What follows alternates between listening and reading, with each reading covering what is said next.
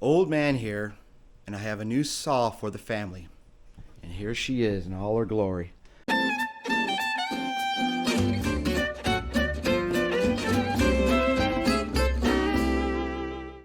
This is my new Husqvarna 562xp.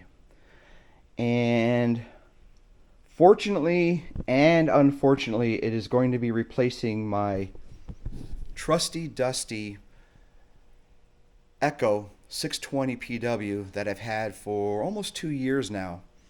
And the only reason why it's going to be replaced is because the Echo is in the shop. The only thing that's left here is the scabbard, the 24-inch bar, and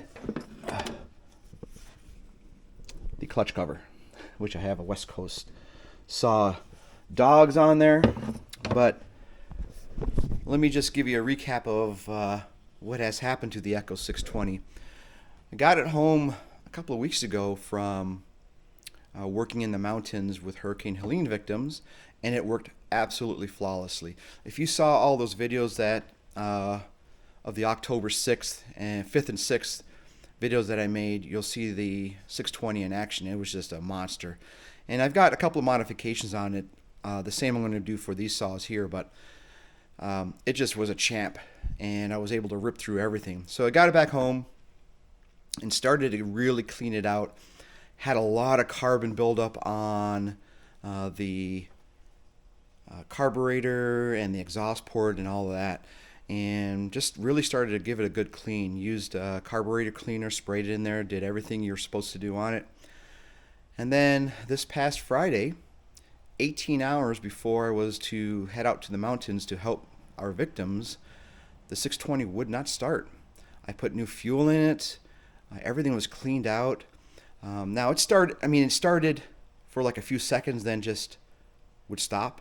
It got a lot of the gunk and stuff out of there. You could see the black smoke or gray smoke coming out when you first started, but it was just did not want to cooperate, so to speak. I probably should have let sleeping dogs lie and just, if it started just fine, don't fix it if it ain't broke, right? But me being wanting to have everything perfect, I went ahead and tried to clean it, and just didn't work out right. So here I am without a saw other than the 592 I had already purchased earlier. I didn't have a good bucking saw that I could just limb things out, and then when I needed the big saw, I would go to that. So I was almost in a panic. I said, you know what? I don't have time for this. Let's just go back to the store and pick up another saw. So I went back, talked to the same sales guy that helped me out, and I came home with a 562, and here it is. Same deal as my 592 I just purchased. This has the light bar on it. It's already seen a lot of action, as you can see. And again, light bar, all stainless steel. You can see it real close here. There are these cutouts where they've backfilled it with resin to lighten up the bar, and it works absolutely perfect. Again, on this, the 500 series is considered a professional grade bar, or excuse me, a professional grade saw, and the 62 is roughly the cc's that this thing puts out. So this is my go-to saw for just limbing stuff out when it's on the ground, bucking things up to 12 to 15 inches of diameter. Once I start getting above that, not that the saw really bogs down, but you can see it, starting to kind of struggle a little bit. Struggle is the wrong word. It just takes a little longer, and then I switch to the 592, and it doesn't have any problem with it. Plus, we're cutting all hardwoods up there, right, in the mountains. I mean, they're big hardwoods, oaks that have been alive for 150 years, just crazy stuff. So it's all hardwoods. Very few pines that have come down that we've been on the jobs for, but that's what's going on with this. And you run a few chains through it, it starts to bog down a little bit, and you end up changing a chain for the next day. So anyways, that's what's going on with this. Now I'm going to do the same modifications on this that I am planning on my 592 down here. Now let me explain what those are. I'm going to be replacing the dogs on this. You can see here, I don't like this top dog. I'd rather it stick out straight, so when I come around for my pivot, it just grabs onto the tree. The example I give in the other video is this is the West Coast dogs for my Echo 620, and 3 points. You can see how far this sticks out compared to this one. So if we turn this around, let me turn this around for you, show you what's going on here. There we go. Turn this around and compare the West Coast dogs to what's already there. Considerable difference in the shape and the size of it, and you can see if you line these up, I mean, this one goes out 1.25 inches more. This one's out at least 1/2 inch more. So when it's gripping onto the tree, it's just really gives you a good strong pivot point, right? And that's what we're trying to achieve here. Magnesium cover, same as the 592, which is nice. And that's the first modification I'm going to make to it. I've also ordered, the same as the 592, a full wrap handle for it.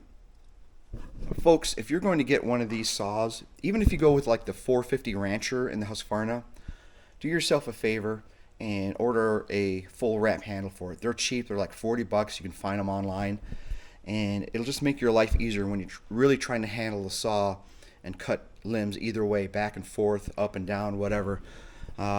It's good too if you're left-handed, right? You want a full wrap handle so you can control the saw from both sides, but that's what I would recommend. One of the first modifications I would make. The only other upgrade here is probably going to be the air filter. I'll probably go to a foam air filter. I actually have a couple of sitting right there, as you can see.